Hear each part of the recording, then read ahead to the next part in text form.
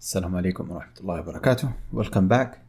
Carrying on with the part 2 of episode 5. Specific tests for topically applied semi-solid drug products.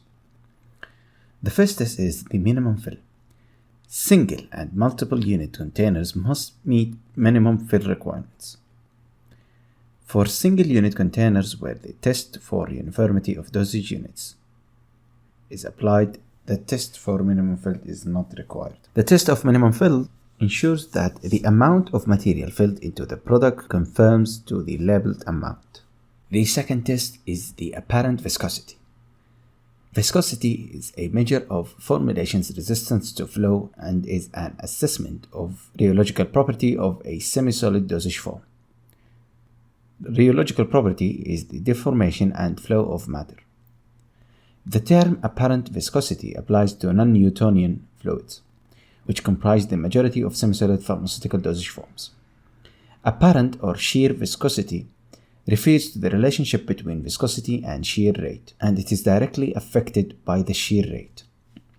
Acceptable criteria are product-specific and defined to ensure that the apparent viscosity of each batch of semi-solid drug product is within the range defined by the product design and is consistent between batches based on the product development specifications and statistical assessment of multiple product batches over the product's shelf life.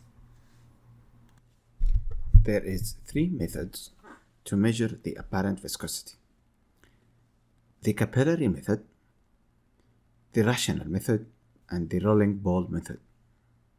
The third test is uniformity in containers. Typically applied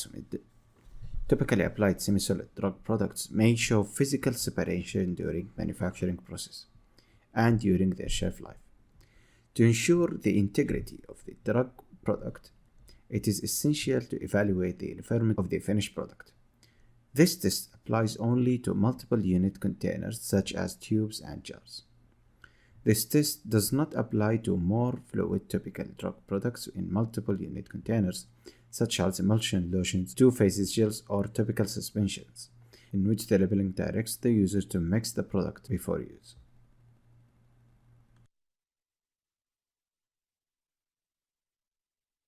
And until here, wrapping up the second and final part of the 5th episode of our journey. Until we catch up with you guys again in the 6th and final episode of our journey.